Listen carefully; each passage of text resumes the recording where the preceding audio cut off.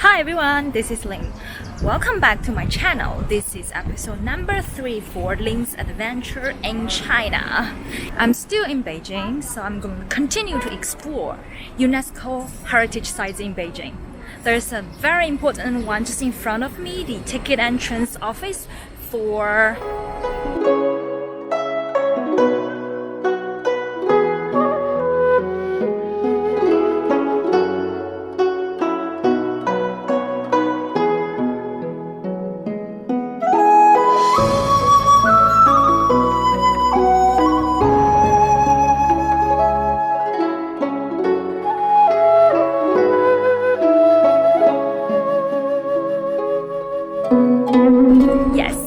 check it out, for the Temple of Heaven.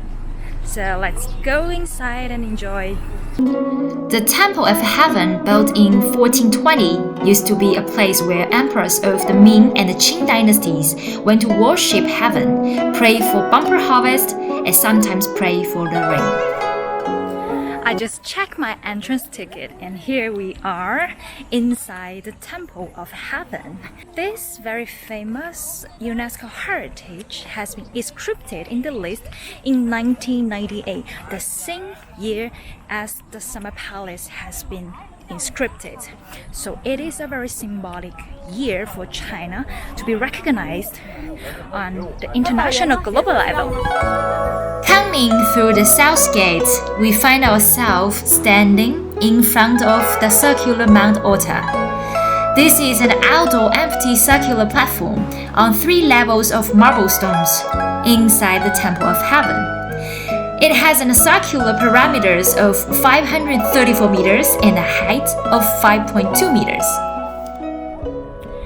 This is actually the first time I visit the Temple of Heaven, and as it was built around hundreds of years ago, and we understand that all of this architecture value can be characterized into the criteria 1, 2, and 3, and that is why this place is recognized at UNESCO sites. I read a lot of articles and introductions about this place.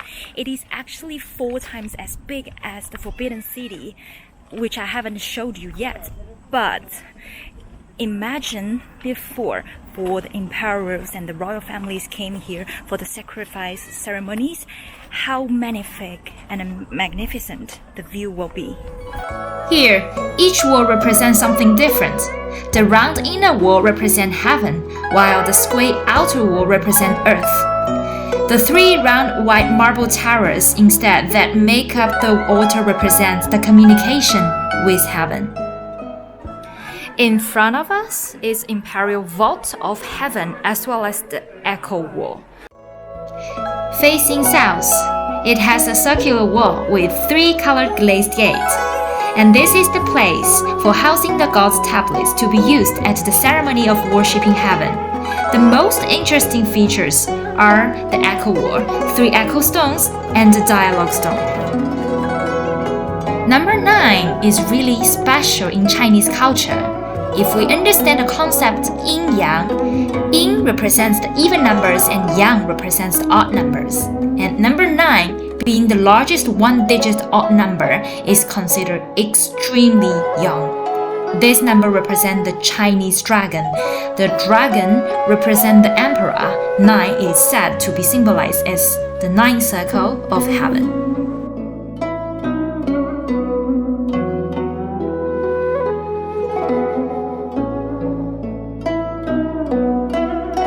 The Hall of Prayer for Good Harvest is a circular building which is 32 meters in diameter and 38 meters high.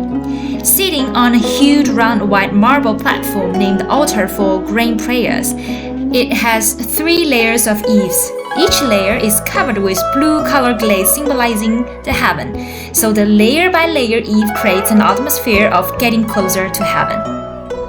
Over there is the heavenly warehouse for all the royal tablets used before for the sacrifice ceremonies, and it's just close and just next to the Hall of Prayers for the Good Harvest.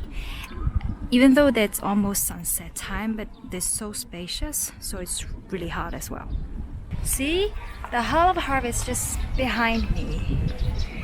And as the sun shines on the top of the building, it looks so gorgeous. See? The Temple of Heaven is one of the ancient Chinese temples with the highest level, the supreme status, the most complete and the most distinctive temple still existing today. So in this exhibition hall, we can understand why. Inside the temple, the main hall is surrounded also by fasting palace, 100-flower garden, Chinese rose garden, animal killing pavilions, divine kitchen, etc. Behind me is the Northern Animal Sacrifice Pavilion, used to be utilized as the place to kill the animals. One thing I forgot to share. The temple covers an area of 2.7 million square meters. Hi, I just left the Hall of Prayers, and then this surrounded the hall is a very spacious greenery park. It's called the Temple of Heaven Park, and this is a favorite place for Beijing residents to come in the morning for a little quick joggings. And then I understand this, and because it looks not exactly, but it looks similar to the Luxembourg Park in Paris, the city of the center. So it's very spacious.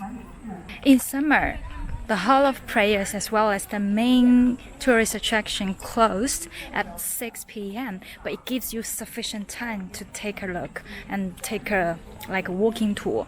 It almost will take around 1 to 2 hours for you, and then you can spend the rest of time resting in this park. Even though when you're walking, wow, check the lights, oh my god, sunset's so beautiful. And then you will be surrounded by all those old pine trees. There's thousands of them, and it is the park with the most acknowledged long pine trees in the capital city. So when we come up with this word, the Temple of Heaven, we have a very detailed description. It's called an imperial sacrifice altar in Beijing. There are over 60,000 varieties of trees inside the Temple of Heaven. These trees create a quiet environment and an ideal resort for the locals to do their morning exercise. So I will benefit from the rest of the time staying in the park, taking photos, or maybe just rest, take a nap, find a chair, who knows? And that really gives me back memories of Parisians' lifestyle. So I hope next time you come to Beijing, next time you wanted to check another UNESCO heritage site in Beijing, come to the Temple of Heaven. You will be surprised, and you will remember this trip. It will be very memorable. Okay, this is Ling. Thank you for stay tuned, and see you next time.